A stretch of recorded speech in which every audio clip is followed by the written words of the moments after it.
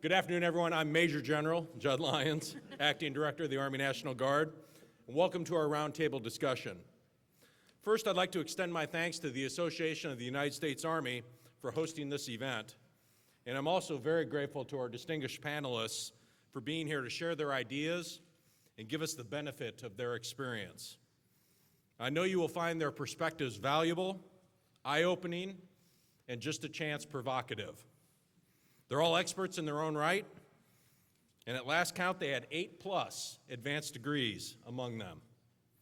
Their collective expertise ranges from military strategy to defense policy to homeland security to coalition and alliance operations. They are authors, professors, and respected advisors, and I'm told that they're not shy.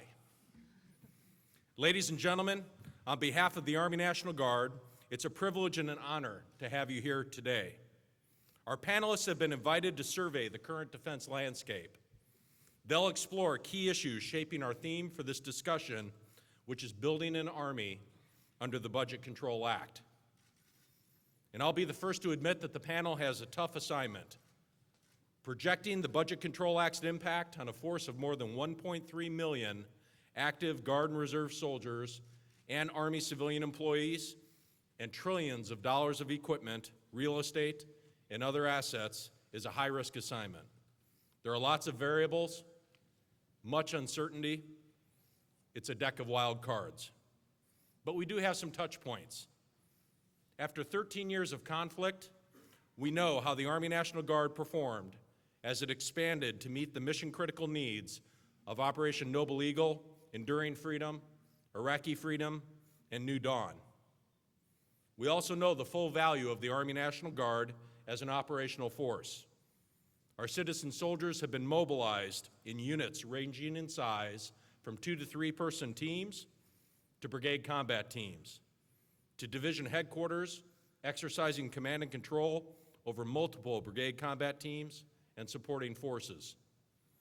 Guard brigade combat teams performed every mission in Iraq and Afghanistan that their active component counterparts performed, except the initial invasion. Guard brigade combat teams successfully conducted a wide variety of missions, including security force, counterinsurgency operations, and advising and assisting host nation military and police forces in both countries. Our contribution was formidable and absolutely necessary to the warfight.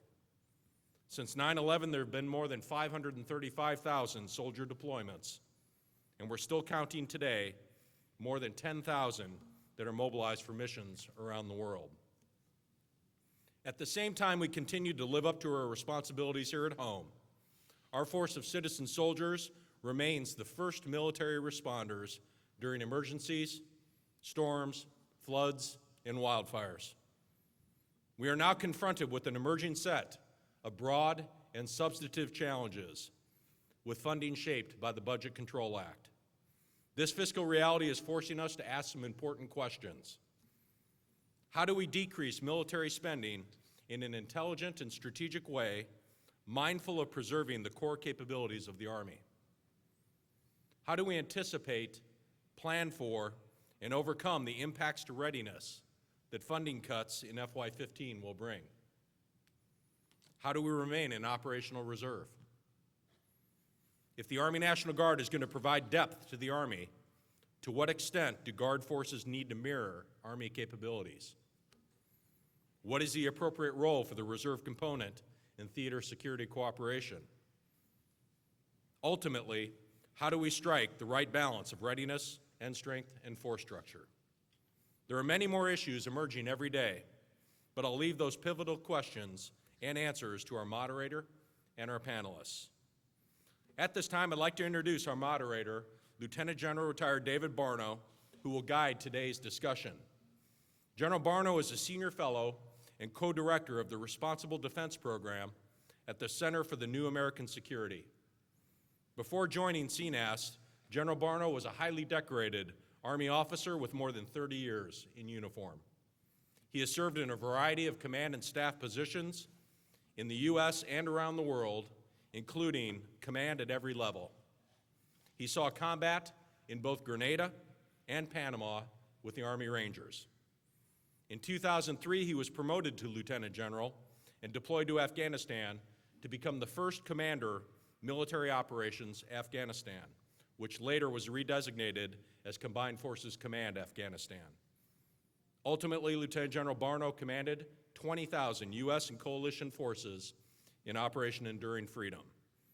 Following retirement from the Army in 2006, he served as director of the Near East South Asia Center for Strategic Studies at the National Defense University. General Barno is a graduate of the U.S. Military Academy and holds a master's degree in National Security Studies from Georgetown University. Ladies and gentlemen, please join me in a warm welcome to General Barno.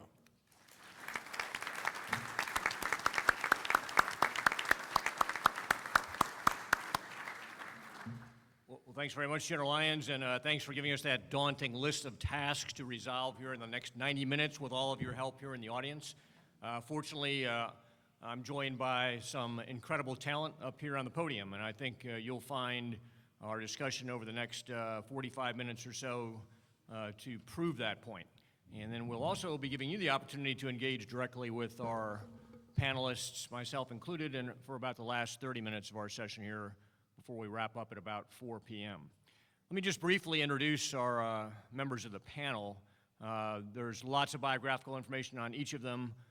They're all distinguished in their own right, and they all represent, in a sense, both the think tank community and other outlooks from previous lives and other incarnations. So it's a good, diverse group up here, all of whom have paid attention to, studied, researched, and written about these issues that are confronting us. To my far left at the end of the table, we have Dr. Nora Bensahel, whose title is very similar to mine, co-director of the Responsible Defense Program with me at the Center for New American Security, and also a senior fellow there, previously deputy director of studies, been with CNS for about 3.5 years, and before that for about 11.5 years at RAND, where she was a senior political scientist and did a significant amount of work on coalition operations, Don't Ask, Don't Tell, and the wars in Iraq and Afghanistan, particularly in Iraq. Again, has written and studied extensively on topics we'll be talking about here today. To her immediate right, we have Dr. Steve Bucci, who's currently the director of the Allison Center for Foreign and National Security Policy at Heritage. And Steve, prior to that, served in government as a Deputy Assistant Secretary of Defense for Homeland Defense and DSCA. I also threatened Steve that I would out him that he and I sat next to each other at West Point for the better part of 3 years at company tables in Company F3 as cadets way back when we were both younger, fitter, smarter, and better looking. So it's great to have Steve here today as well. To Steve's immediate right, we have Dr. Stephanie Santa Castro, who's a senior fellow at the CSIS International Security Program here in D.C. She's also, as most of you know, recently authored a piece on citizen soldiers in a time of transition looking at the Army National Guard, and written, obviously, and researched and spoken extensively on this topic. Then to my immediate left, Lauren Thompson, who's the COO, Chief Operating Officer of a nonprofit Lexington Institute, which we get to read about almost every day. I was complimenting on his piece on the Army that was out today. Also CEO of Source Associates, a consultancy here in town, and previously in an earlier incarnation that I remember many years ago was a deputy director of Georgetown University's Security Studies program, where both Dr. Bensahel and I now teach, which is rather an interesting closed circle here. So lots of the right people up here in this panel, and I think we'll have a great discussion. My intent is to go from a series of topics and actually identify some questions for our panelists to answer. And I've encouraged them to be rude, to interrupt each other, to continue the discussion on the ends of each other's conversations, and I will try and moderate that as we go through. And we're generally going to cover a series of topics that will look something like this. First, to talk a bit about, and each of these is going to be very brief. We've got a tight time constraint, as you well know, probably about 5 to 7 minutes on each of these topics. We're going to talk about the broader context that the Army is now trying to reshape itself in, based on not only what's going on in the world, which we'll talk briefly about, but also the no kidding, not going away, still dramatic implications of the Budget Control Act of 2011 and what that means over the next 5, 6, 8, 10 years. We'll shift from that to look a bit at the idea of reversibility and expansibility, to look at how the Army, which is indubitably going to be getting smaller in the coming years, it would seem, is thinking about that mission and what it entails, what some of the challenges in that might be. We're then going to turn to the right ACRC mix, how to shape that equation properly, how to make the right kind of investments now when we're in a period of significant strategic inflection where we're going to make choices that are going to impact the force for the next 20 years, how to make that decision set properly, and to think about, in concert with that, the idea of interchangeability, whether that's viable or not, and what the pros and cons of the idea that active Guard and Reserve forces can or should be interchangeable.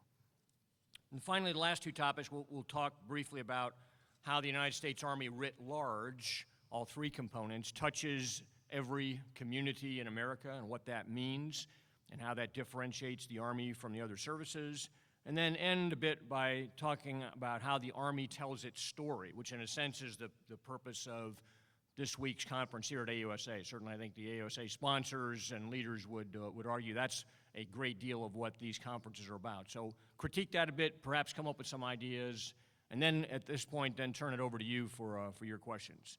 So without further ado, let me turn to our first topic, and I'll open it up for our discussion on the panel to set the stage. We're in a different environment than we were 3 years ago and 4 years ago.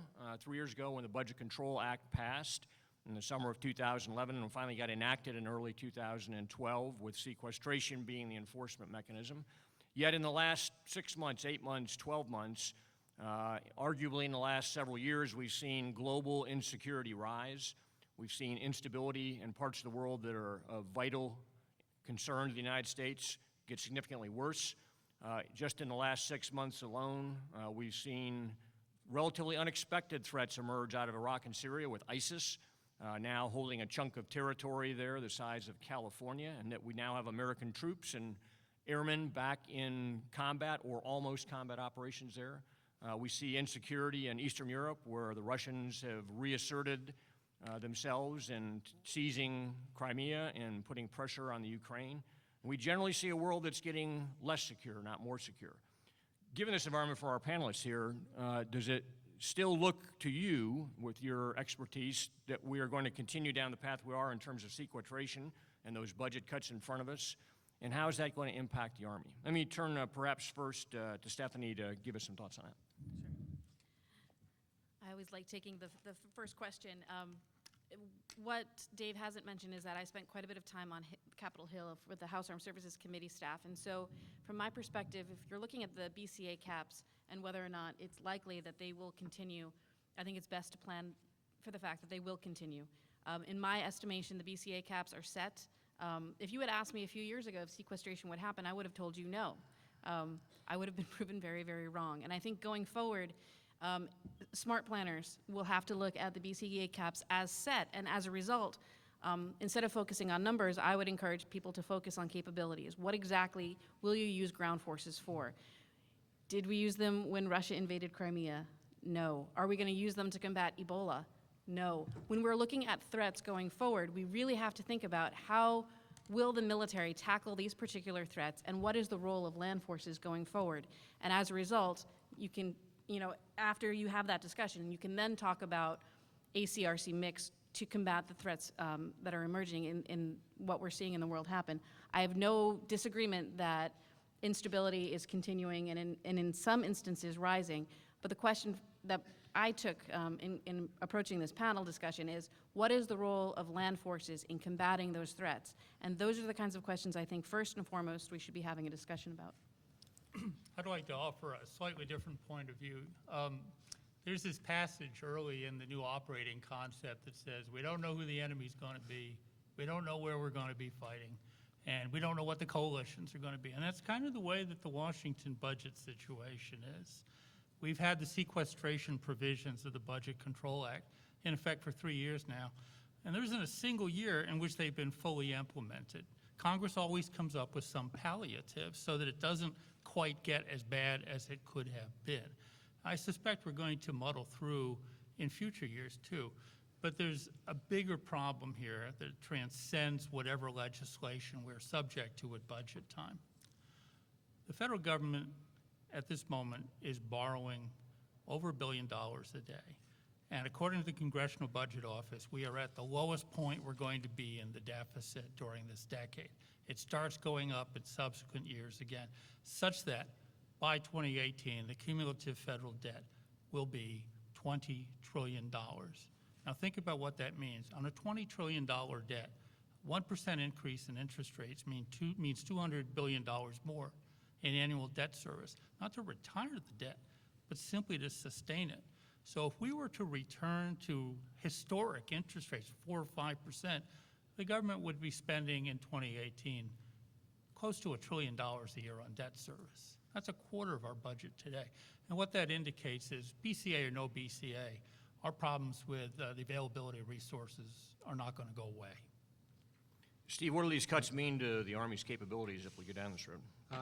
Personally, I think it's going to have a huge effect. I agree. I think the Budget Control Act is going to continue, whether it's fully implemented or partially implemented. It's still having a negative effect on the military's ability to face these threats. I don't think just saying because we're not using the land forces against these threats, a lot of that is not that they couldn't be helpful. It's that this particular administration has chosen to not use them. That's their option. They're the guys in charge. But I have to tell you, the skill sets and the abilities that we have in our military, particularly in the Army and the Marine Corps, and in all three components of the Army, are wonderful. It's the best I saw in my nearly 30 years on active duty and the years since then, but they're perishable skills. And if you don't train effectively, you end up having a flabby military like the one that Dave and I joined a long time ago, which was real big but flabby because we didn't have any money to do any decent training. We're trending in that direction, except now we have a very small Army comparatively. We don't have Cold War size. And if you have a small flabby Army, excuse the expression, but we're screwed because we really don't have the ability to divine what the heck we're going to have to use the military to do. I tell this story. My son is a captain in the Army, and in his advanced course, one of his instructors said, well, you know, we're not going to do counterinsurgency anymore. And Philip, who hasn't really learned to keep his mouth shut in those kind of situations, his hand immediately went up. He said, well, how the heck can you say that? So we're just going to write it out of doctrine. We're just not going to do that sort of thing anymore. And Philip said, well, good luck with that, sir. But, you know, if the president tells us to go fight an insurgency, we're going to go fight an insurgency. I have very, very bad feelings about what the institution will do. I have great faith in the resilience of the leaders and the soldiers, but I think we're trending towards a very dangerous thing, and I'm going to throw this out on the how you make those cuts, which component does it. Look, it isn't about which component gets cut. It's about the whole force. You know, if we hadn't learned anything in the 30-plus years I've been involved with this, is that it really is one team, one fight. It needs to be. That is when we are the best. And you got to pick the whole thing, not just let's take care of this component and this component can go screw itself. You've got to take care of the whole thing together, because without the whole team, we're in deep trouble. So we got to put aside a lot of those things, and I'm sure I'll make some more enemies later when we get into some of these other subjects. But, you know, that's the way the cuts need to be made, based on the strategy and the need, not taking care of my piece of the pie. Nora, let's build on that for a minute in the idea of we know these cuts are coming. They may be slightly more or less. The OCO money may help buffer some of the cuts, but there's a fundamental question here of, as the Army has talked about it, whether there ought to be proportionate cuts, whether there ought to be proportionate reductions, whether we weigh one part of the force more heavily in terms of keeping capabilities. What does that look from your perspective? Well, my answer to that, it builds exactly on Steve's point, which I think he said very eloquently, and I'm just going to, hammer home. At a time when the challenges out there are uncertain, we don't know when land forces will be needed to be used in the future, even though I agree with Stephanie on the, current outlook. It's really important to maximize land capabilities to the greatest extent possible underneath these budget conditions, which I agree with the other panelists. If I may even be a little bit more pessimistic about the prospects for sequestration relief. I think there's a good chance there's going to be no sequestration relief in fiscal 16 for a variety of political reasons. So it is up to the Army, the total Army, to figure out these issues, working together far more as a team than I think the Army has so far. In order to do that, I think the Army will need to take all assumptions about how things work off the table. The Army is a great institution, but has a tendency to look back on its own history and say, we tried that, it didn't work, and therefore it's not worth trying again. In a period where resources are going to be this tight and maximizing capabilities is that important, questions like whether it should be proportional cuts or asymmetric cuts is not the right question to ask. Questions about whether the Guard and Reserve should be a strategic or operational reserve, not the right question to ask. The question is, how can you use all forces to their maximum capabilities? One of the things that I've written about is, and this is a somewhat controversial idea, we may want to even get rid of the mental concept. I know we can't disestablish the organizations, but get rid of the concept of active and reserve forces in our minds and think about all forces in terms of their deployment timelines. You know, what are currently active forces would be the first ones out the door. What are, currently Guard or lower status reserve forces, maybe, with 12 months warning to deploy. There may be space, for example, to create for forces that are going to deploy somewhere in the 6 to 12 month period from warning or from the beginning of an operation, some sort of combination of what are currently active and reserve forces that could be at slightly higher readiness and built up to go out the door in that timeline. Every time I mention this, people from the Army, frankly, both the active and reserve components, come up to me and tell me all the reasons why that can never happen and why that didn't work in the past. And my answer to that is, it is so important that we get this right, that we maximize capabilities, that we need to throw out every assumption about how this worked in the past, start at first principles, and then see if it's a good idea. Maybe it's not a good idea, but the reasons why it might not work in the future may have very little to do with why it didn't work in the past. Stephanie, comment? No, I was just going to comment. It's something that Steve alluded to. This does need to be one team, one fight. I have noted over the last 2 years a real degeneration in the dialogue based on tensions that have existed, driven in large part because of fiscal constraints and financial constraints. This tension is unhelpful not only to the internal Army debate, but I think to national security writ large. It is one team, one fight. The rhetoric is out there saying that's true, but in the internal budget debates, if you peel back that curtain, there is some real protectionist tendencies coming to light in terms of, you always hear the magic number is 450. Well, not for the total Army. That is not the magic number. That's an active component number. And when you talk about budget numbers being driven by, end strength and what force structure looks like, I agree wholeheartedly with Nora. You sort of have to throw out what didn't work in the past and come back to first principles. Why do we have ground forces? What do we want them to do? What does the president, the administration want them to do? What does OSD want them to do? And then have that conversation about what are the requirements and lay forces against those requirements. Let's get out of this mindset that, the magic number is 450 or higher. That's an active construct. We need to have a total force discussion. I agree with that. 286,000 members of the Air and the Army National Guard deployed to Iraq, and yet sometimes today, when you listen to the people in the active component talk about planning for the future, you'd think this was post-Vietnam rather than post-Iraq. They seem intent upon devaluing the reserve component when, in fact, there's probably no way we can sustain an adequately sized force with all the necessary competencies unless we rely heavily on the reserves for the foreseeable future. Let's talk about reversibility and expansibility, because it builds on this very topic.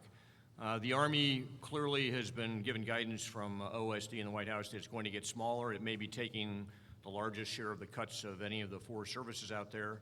But OSD guidance has also told the Army, as you get smaller and whatever end state number, end strength number you arrive at the final point of all this, you have to be able to reverse those cuts. You have to be able to expand again rapidly should the nation require more land forces than we're going to invest in right now.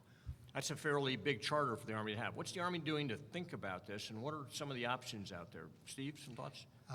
With all due respect to the OSD guidance, who told them they had to be able to do I think you that. wrote that guidance probably No, before no, you left office. I'm not taking responsibility. I had a lot of other stupid things. That wasn't one of them. That's bunk. I mean, in today's world, you know, that idea of reversibility is a fiction. I mean, it briefs well, but pulling it off is darn near impossible in the kind of timelines that we have to execute things today.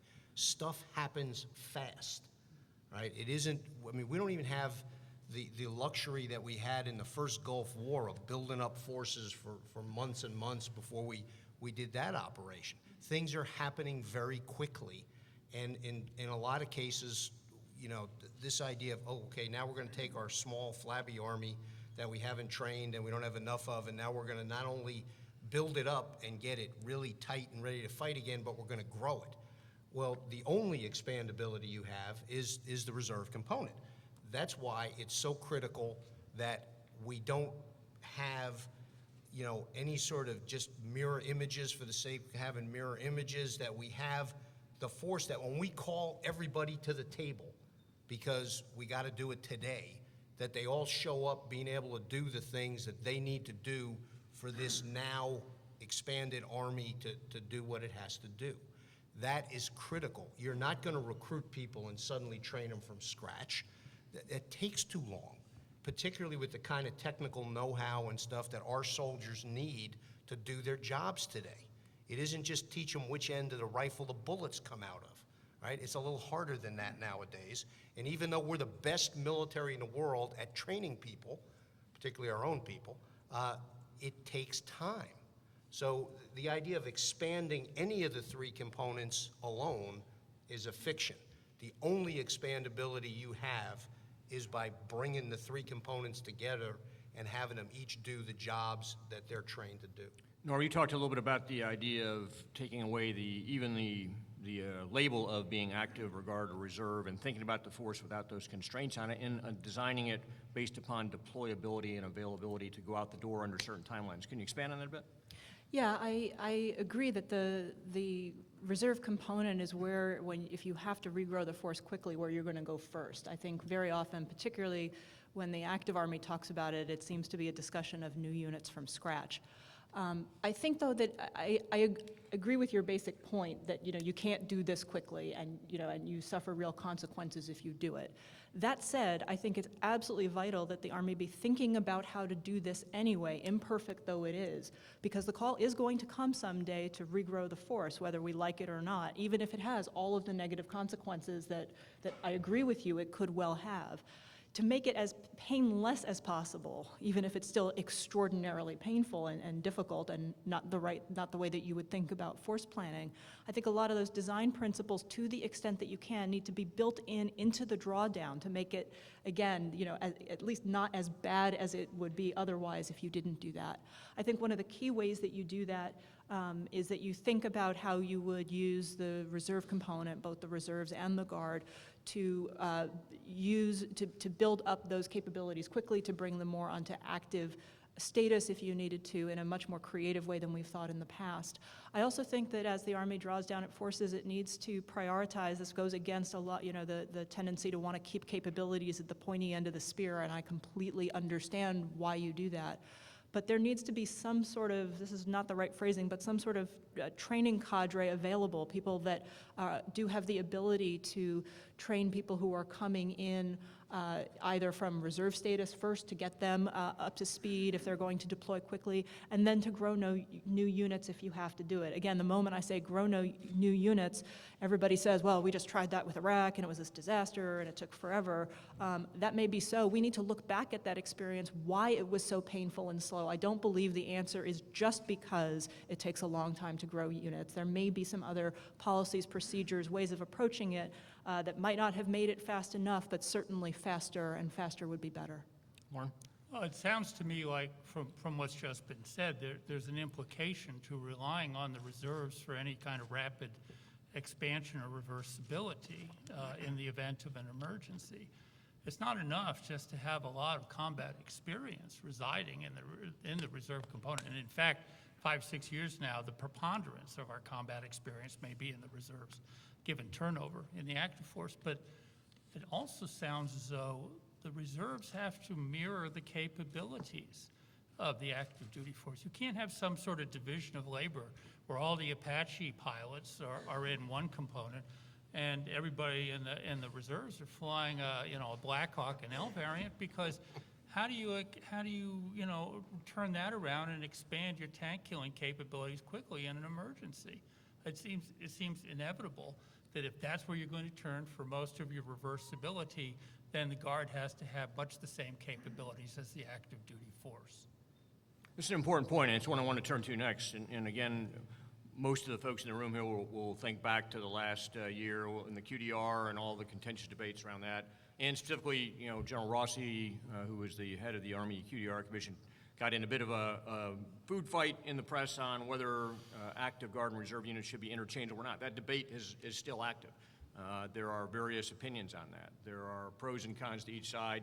Probably the most visible symbol of that right now that's still undetermined as far as its ultimate outcome is the Army Restructuring Initiative, as Lauren talked about, putting all of the Apaches in the active component. There's other elements of that as well. Let's talk about that a little bit. Does it make sense, and what's the rationale for having forces interchangeable or specializing these two forces in some way? Stephanie? Well, I think I fall back on a letter that the two co-chairs of the House caucus for the Guard and Reserves, Duncan Hunter and Tim Walz, put out, and they called it irresponsible to say that forces aren't interchangeable. They pointed out that the AC and the RC both have fought side by side, integrated in the field, and that to say that they aren't interchangeable is in fact irresponsible. I think you have to recognize when the Army rolled out their Aviation Restructuring Initiative, they had the opportunity to tell a story, and it failed. They did not tell the story well. When you have something like the Aviation Restructuring Initiative, you have to talk to all of the stakeholders, and I don't think that happened. I think when you talk about interchangeability, you have to talk about, why do you, again, I go back to why do you have the forces that you do? What are you going to ask them to do? And then you have to look back at who's trained on what platform, why you did it that way, and before you go and make a significant shift, figure out what the second and third order effects are. And so I agree with Lauren when you say, I'm noticing that all of the panelists keep agreeing with each other, so hopefully we can get to some contentious issues at some point. But you can't, if you're going to rely on your reserve component, whether it's the Guard or the reserves, you need to keep capability in that component. You can't just move it out and then expect everyone to think, oh, what a great idea that is. And we can talk more about that when we get to the telling the story part. But I think the ARI, the Aviation Restructuring Initiative, is probably a really good example of how not to do that. We can talk about that later. Steve? Yeah, I'll throw the you-know-what into the punch bowl. Look, when the Army started doing this and they brought in folks and talked to us about it, they didn't ask our opinion, they were kind of briefing us on what they had come up with. It was clear to me that they had looked at the systems and said, look, we got some new helicopters over here, we got some old helicopters over there. How do we keep as many of the new ones as possible and still do the missions? And to be honest with you, from what I understand, this is a plan that was come up with by working level folks. It wasn't, driven from the top politically, which is probably why the story didn't get told quite the way it might have. And they also looked at, what would be most useful to the Guard in doing the mission that they do more often than others, which is all of their domestic missions. I got to tell you, in my experience, and I've fought with the Guard, I've trained with the Guard a lot in the special ops communities, there's no mission that the Army National Guard cannot do. None. But it doesn't mean that they have to do every single mission that's out there. All right? We don't have enough people to have two armies like the Saudi Arabians do. All right? They do it because they want to watch each other. We don't do that. We do it because we want to have an ability to expand, but neither of the components are going to be able to expand to be separate individual totally independent entities. I really wish we were gonna have that. It doesn't look like for the foreseeable future we're gonna come near that. So we gotta find ways to do things that maximizes the use of the best platforms we have, and if that involves moving some stuff around and we don't have a mirror image, then the nation would be better served to allow that to happen. That isn't saying one force is less than the other piece of the force. People who impute that are wrong, but we've got to put aside some of the political stuff and look at the missions that the nation needs the entire Army to do and come up with the best plan that way. Not defending turf, not saying that we're better than these guys or anything like that. All that nonsense needs to be put aside, and I'm throwing nonsense on everybody, not one particular group, and come up with a plan that best serves the nation and the soldiers that all say U.S. Army across their chest, not anything else. Well, you know, the founding fathers wrote the Constitution on the assumption that we're all basically selfish. Just because I'm protecting my turf and pursuing my own self-interest doesn't mean I'm wrong, okay? When you look at... Doesn't mean you're right either. Well, right, but I mean, there's an element of illogic in what you said. Of course, we don't have the ability to sustain two armies if we insist that the active duty component has to do everything for a protracted period of time. But this plan for getting rid of the armed aerial scout and going with a sort of half-baked idea of Apaches teamed with UAVs, this was something that did come from the top. It came from the top in the form of a Budget Control Act. It took $3 billion a year out of aviation modernization. So they had to make it fit, and they decided, well, when we're done, okay, maybe the reserve component's still going to have as many aviation brigades, but guess what? None of them are going to be flying Apaches. I don't think this is the way you get to a force that has resilience over time, because there's no reserve if the active duty force is overwhelmed. Nora, drawing on Stephanie's point for a minute, the idea of taking it to the more strategic level and looking ahead over the next several years, with a new Army Chief of Staff coming on board, with some other opportunities out there perhaps to repair some of this relationship. You know, there's an example we're familiar with over the last couple of years where another service fought out a lot of these issues in a very public way, ended up with a commission, which perhaps helped accelerate some of the change there that looks much different today. Is there any lessons there for us? Yeah, I think there are a lot of lessons there, and frankly, and this will make me probably more unpopular than anybody else on the panel, at least for saying this first, even if you agree with me. The Army needs a congressional commission to study this issue. The two parties in the two components do not have enough mutual trust and mutual belief that everybody's on the same page to adequately figure out this problem on their own. I hate saying that. I think that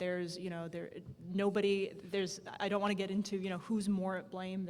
Both sides have contributed to this. It's not healthy for the nation. I think you're going to hear us all come back to that as outside observers of this process. It's quite dismaying. And I think that a commission is going to be the only way to at least try to get some independent analysis to deal with that debate. If what I just said doesn't make me the least popular person in the room, this will. There's a lot that the Army can learn from the Air Force on this. The Air Force had its own active reserve bloodbath about 3-4 years ago in ways that, the Army's right now, that's public fratricide is worse than what the Air Force did, but at the time it was almost unprecedented in how each side was going after the other in public. The Congressional Commission helped there, but what also helped, and I think this is less appreciated, is that when a new Chief of Staff of the Air Force came in, General Welsh, he made one of his highest priorities resolving that conflict through a number of different mechanisms, including establishing a panel of 3 two-star generals, one from the active forces, one from the reserve, and one from the National Guard.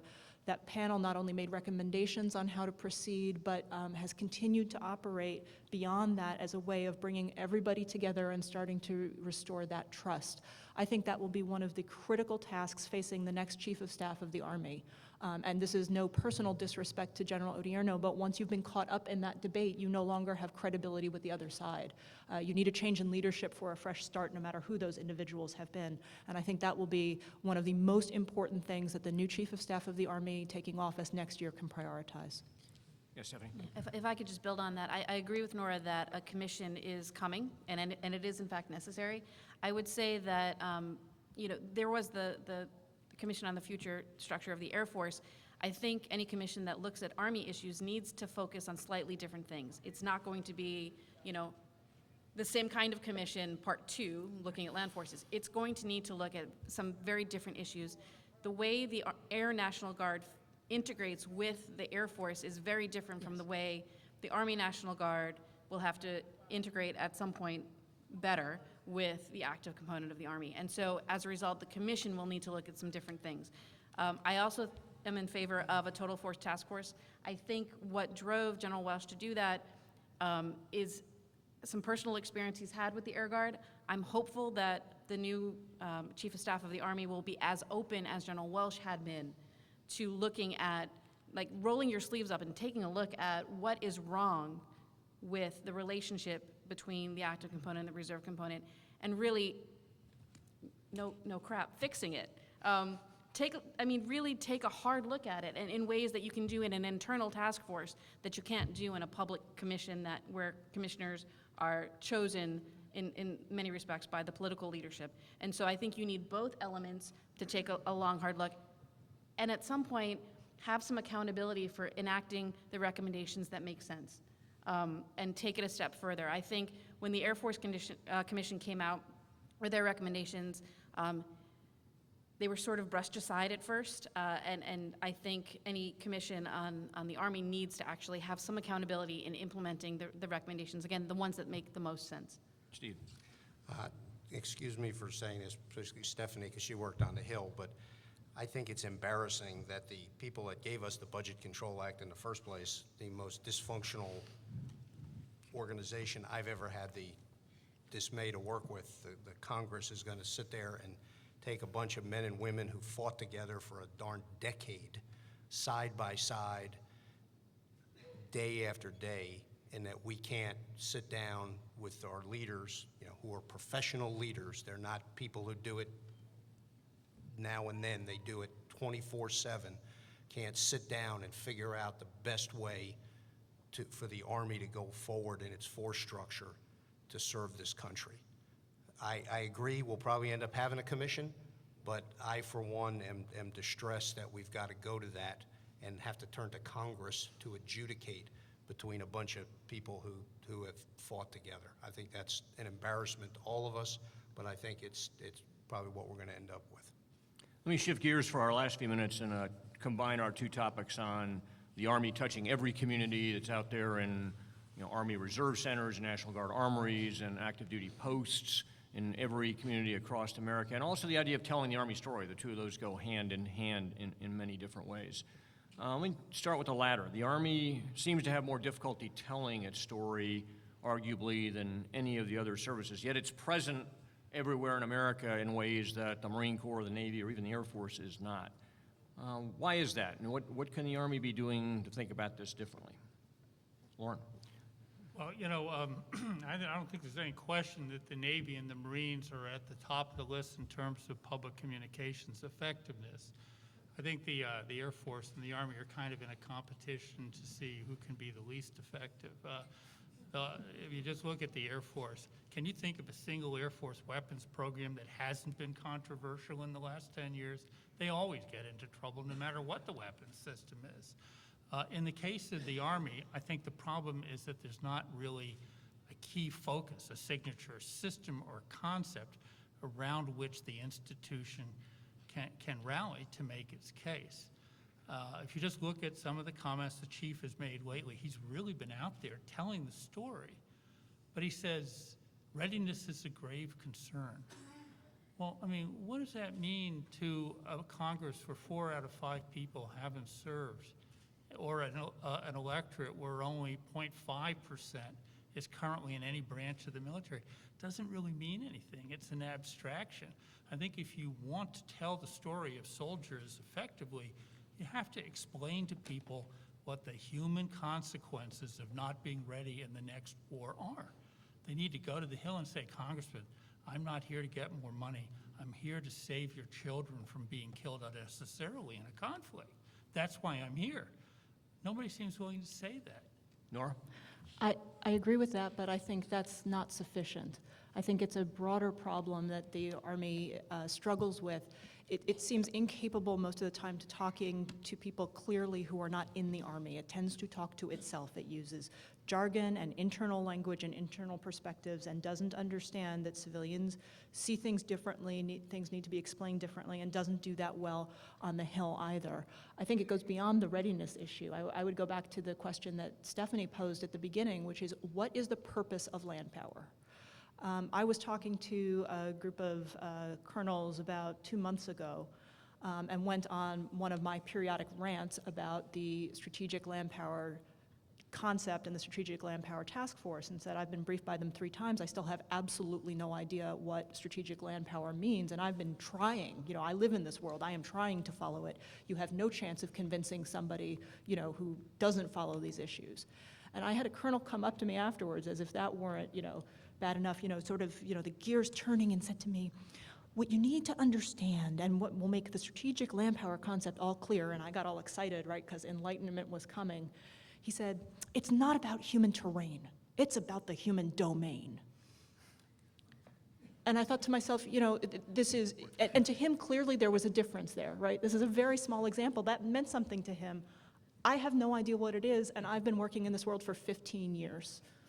Right? The ability to put things in plain English, to take advantage of this, you know, as Dave mentioned, the advantage of being in every community in the United States, to be able to communicate what the Army is about, why land power is important, I think is absolutely vital, particularly at a time when the American public is generally wary about land power because of the inconclusive results of the past 13 years. We can, you know, the Army has absolutely done its best in a lot of ways in those wars, but for most people, that's what they see, is they see inconclusive gains on the ground, and they associate that with land power because that's been the major domain of those operations.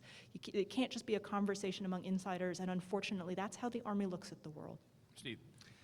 You know, you only have to go to one small town in America and watch their National Guard unit or their reserve unit muster out, whether it's for a training event or to go overseas or to come back, to realize that America does identify with the Army in ways that the other services, it's really, really hard for them to compete with. On the other side, though, it's distinctly unglamorous. You know, even though the Marines do land combat too, they, for some reason, they're like squirrels, you know, they're rats with fuzzy tails and really, really good PR. And our PR in the Army has never been that good, even though we do, you know, the same stuff. But, you know, the other aspect is so much of the Army, they're not all trigger pullers. You know, we're the support organization for the entire Department of Defense and kind of the rest of the world. And the vast majority of that comes out of the Army, and a ton of it comes out of the Guard and Reserve in any given situation. So it comes across in an unglamorous way, and as has been mentioned, the Army just says, well, you know, people just need to understand. Well, they don't. You got to sell it, and you got to make people realize what you're doing means something to the nation, and it is, again, I know I keep saying it, and I hate using slogans, but it is one team, one fight.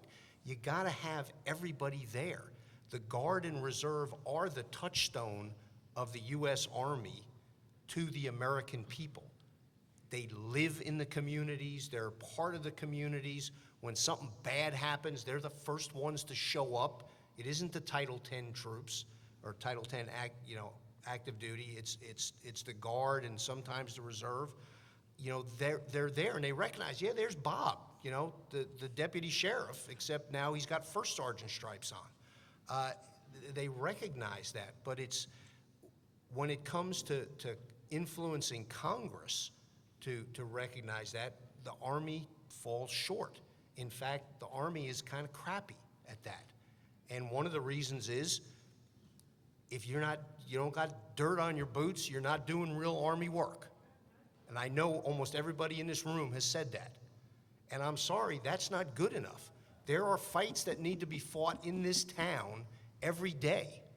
And we have leaders wearing stars and you know, a ton of stripes up and down.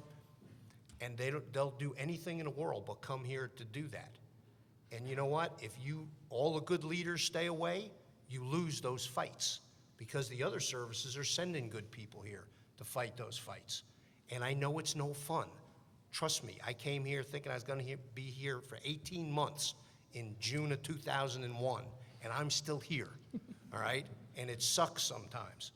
But if you're not doing your jobs as leaders here in Washington, all those kids out in those really crappy, dangerous places don't get what they need.